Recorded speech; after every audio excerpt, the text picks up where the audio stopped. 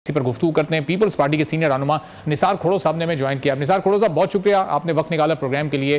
Pakistan peoples party भी इस वक्त किसानों के साथ एहतजाज कर रही है। ये मामला है क्या, ये शुरू क्यों हुआ, ये अभी तक ये मामला इसकी पकड़ क्यों नहीं हो पा रही है? खाद माफिया के खिलाफ ये आप भी एहतजाज कर रहे हैं किसानों के साथ मिलकर, बुनियादी जो तहफ़्फ़ुज़ात और मुतालबात हैं वो हैं क्या?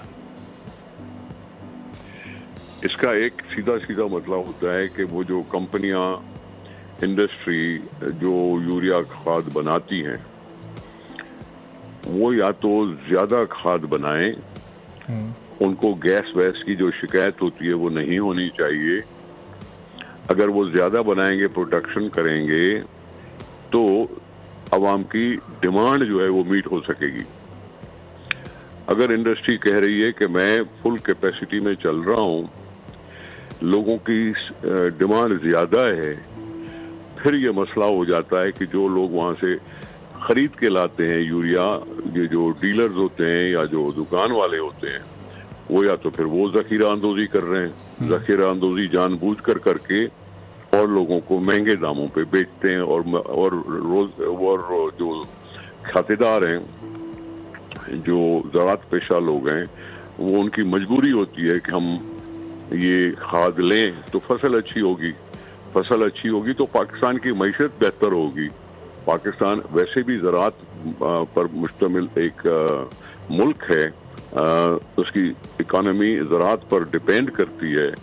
अब इस तरह से महंगी खाद बेचकर वो जो काश्तकार हैं उनकी आमदनी पर डाका डाला जा रहा है कि वो पहले इतना खर्च कर लें, आगे पता नहीं क्या के रेट मिले, क्या रेट ना मिले। तो इस लिहाज से ये दोनों चीजें हैं, इंडस्ट्री और जखीरा अंदोज। अवाम को तो पैसा, अवाम को तो चाहिए खाद, वो तो मजबूर है, कर्जा उठा के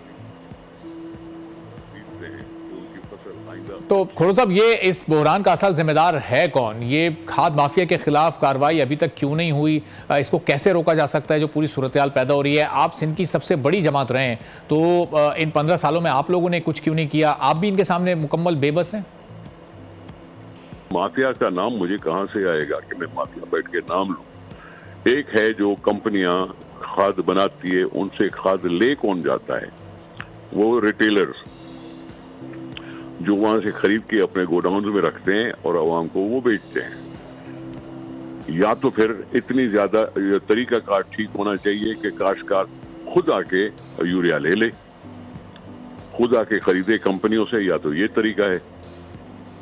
जखीरा अंदोजी में मुलव्वस तो दोनों को कहूंगा ना कि हमें क्यों नहीं बताई जाती कि जी खाद कितनी जनरेट हो रही, कितनी बन रही है, या तो वो एक्सपोज करें, वो इंडस्ट्री बताए कि जी हम इतनी खाद पैदा करते हैं, डिमांड हमेशा इतनी होती है, इतने एकड़ की आबादी होती है, इतनी एकड़ पर इतनी खाद चाहिए, हम उससे ज्यादा भी बना रहे हैं।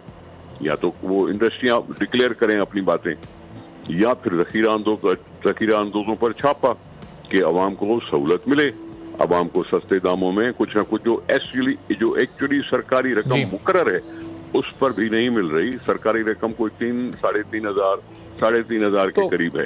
खोड़ो साहब, ये किसानों का मसला हमने अपने इस प्रोग्राम में उठाया और उसके बाद हुकूमती सतह पर नोटिस लिया गया। खुद वजीर आजम ने, निगरान वजीर दाखिला ने, यह कहा कि 24 घंटे में खाद माफिया के खिलाफ कार्रवाई होगी। सिंध में आपको सिंध की हद तक ऐसी कोई कार्रवाई अमली तौर पर होती हुई नजर आई? छोटे किसान तो इससे बहुत परेशान है, कोई कार्रवाई सिंध में हुई हो तो आप जरा बताइएगा।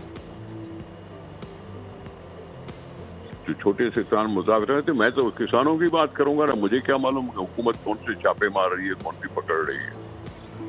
वहां के हर एक डिस्ट्रिक्ट में एक डीसी होता है। डीसी क्यों नहीं ये करा सकता इस पर अमल कि डीसी को सब पता चले कि जी कितनी खाद आ रही है और कितने दामों में बेचनी चाहिए? ये तो डीसी को भी कहा जा सकता है। बहुत शुक्रिया निसार खोड़ो साहब, पाकिस्तान पीपल्स पार्टी के सीनियर रहनुमा गुफ्तगू कर रहे थे।